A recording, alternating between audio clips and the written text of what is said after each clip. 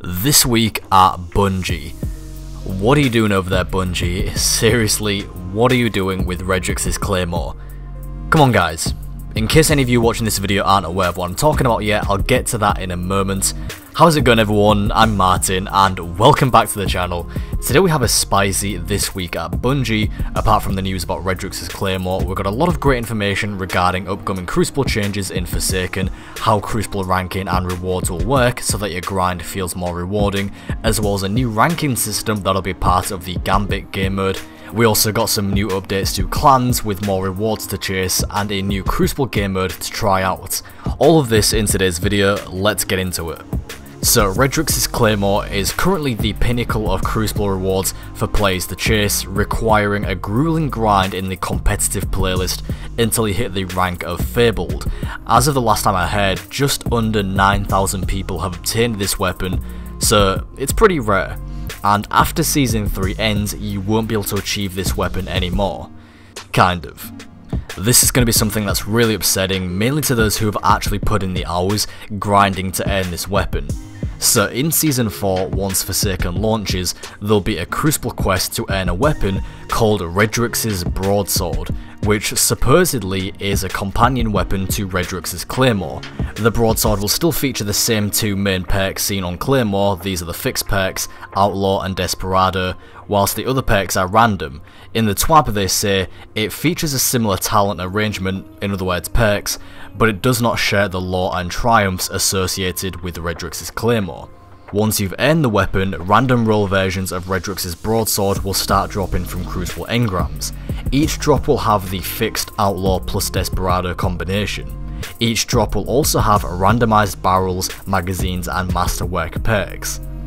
Now at first there was some confusion as to what the weapon Redrix's Broadsword could be. Surely it's not the same weapon, right? Well, yeah, it is. When asked about it on Twitter, Kevin Yanes from Bungie confirmed that it is in fact basically the same gun, saying, quote, "Same archetype, same slot." It's essentially the same gun, which is honestly really stupid. There's almost no point grinding for Redrix's Claymore at this point, now if you can just basically get the same thing from a quest in Season 4. Granted, we don't know how long the quest is or what it entails. For all we know, the grind could just be as grueling as it is now, but it's just like, why, Bungie? It takes away from the achievement of those who actually earned the Redrix's Claymore this season. It honestly seems like Bungie kind of saw the numbers for how few people played competitive and how few people actually got the Claymore, just due to the state the Crucible is in right now, and they thought they'd try to make it up by allowing more people a chance to get it next season. I really just wish they'd leave it behind as an exclusive weapon and just hope that the changes come to the Crucible next season will be enough to draw players into competitive again. It basically means that everyone who grinded out this season to earn the Claymore just wasted their time. But don't worry guys, apparently you will receive an exclusive emblem if you earned the Claymore this season. It would have been cool if you actually got to see the emblem in the TWAB, but we don't. I myself don't have a Redrix's Claymore. I'm honestly not too fussed because I don't really use pulse rifles that often anyway. However, I'm really looking forward to getting a Luna's Howl next season. Let me know what you guys think about this, whether you have the Claymore or not, in the comments below. Other than the news about the Claymore, we do have a pretty fat TWAB to get through here.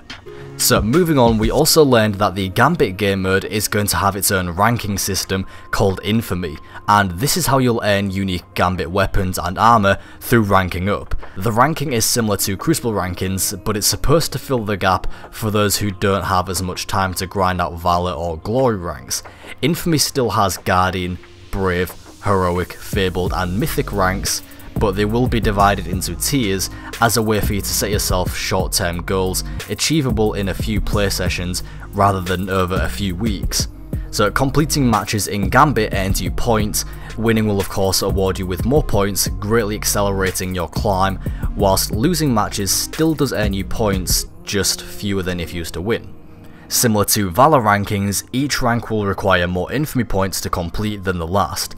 Win streaks award bonus points, your win streak caps at 5 and doesn't get reset until you lose a match, your win streak won't be reset if you join a match in progress.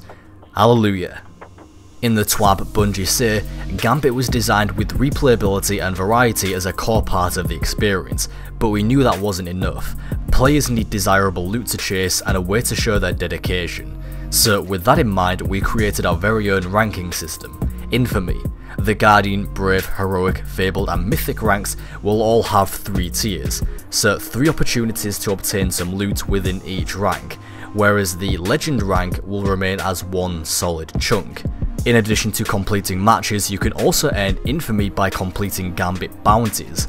Each day, the Drifter will have a selection of daily bounties available for sale that will award infamy points, as well as other rewards. He'll also sell a special weekly bounty once you reach level 50.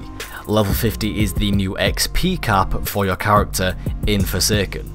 The weekly bounty will award a large number of infamy points and a piece of powerful gear. This allows you to always be making progress towards Legend, no matter what your short-term goals are.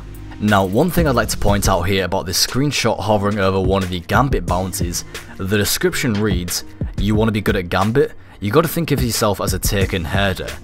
A, Taken queen, if you will. Taken king for some of you. I don't judge. The Drifter." So Bungie really teasing us here with this whole Taken Queen theory as the final boss for the raid.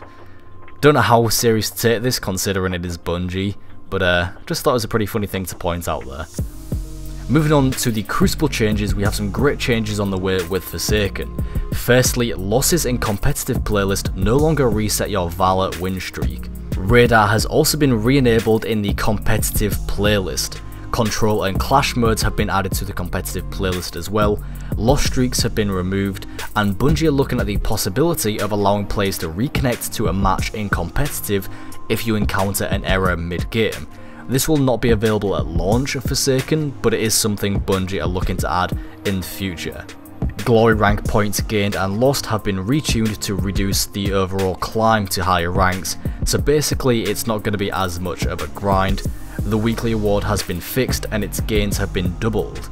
Players who earned Redrix's Claymore in Season 3 will receive additional bonuses, but to be honest these bonuses aren't really anything too special.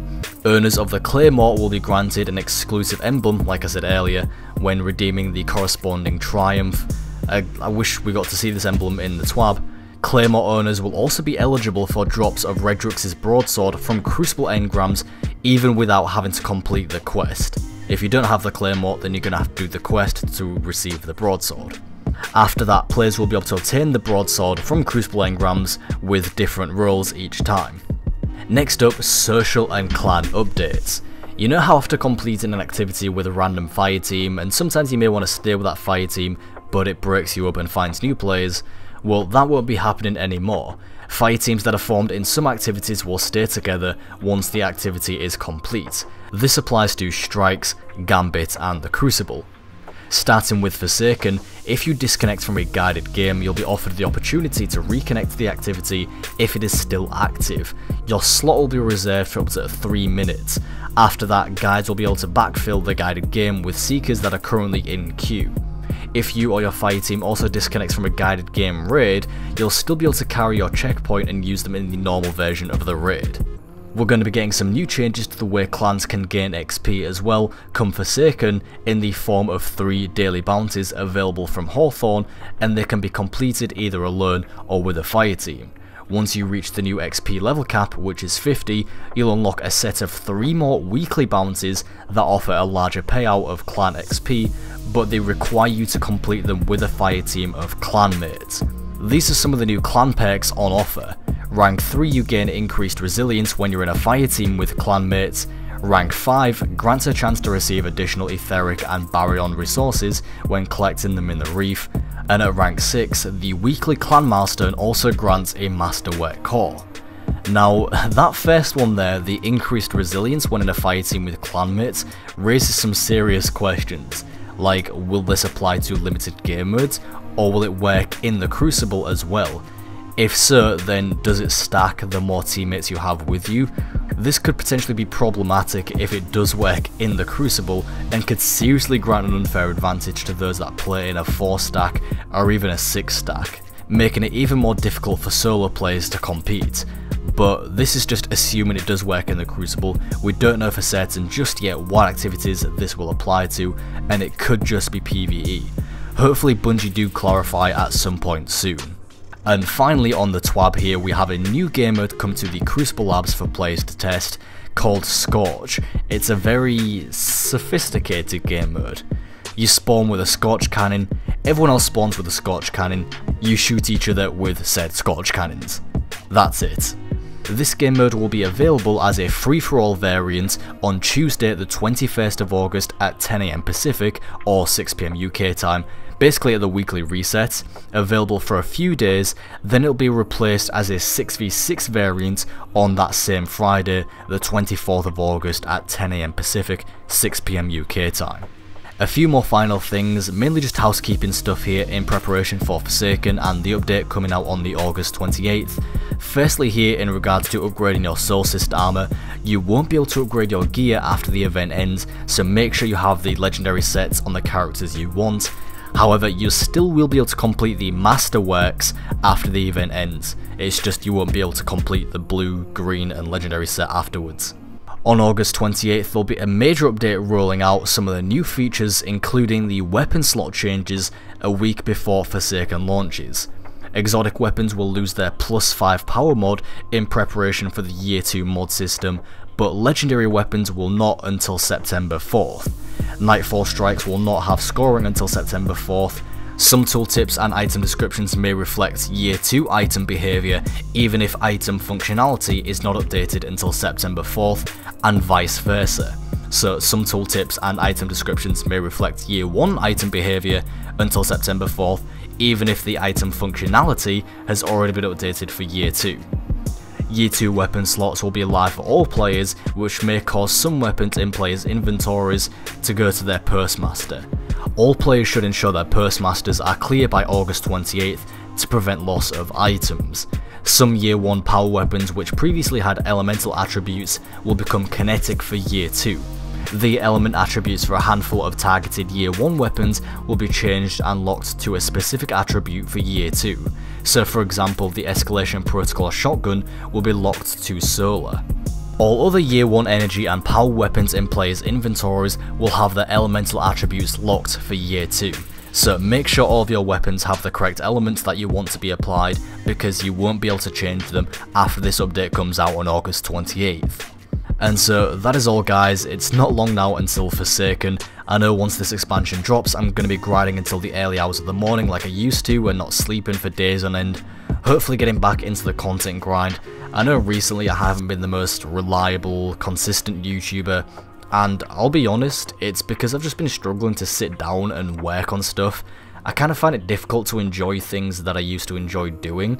After I get home from work, I kind of just go to bed, sleep for the rest of the day, and then stay up all night not really doing anything. So I'm trying to better myself one video or one stream at a time.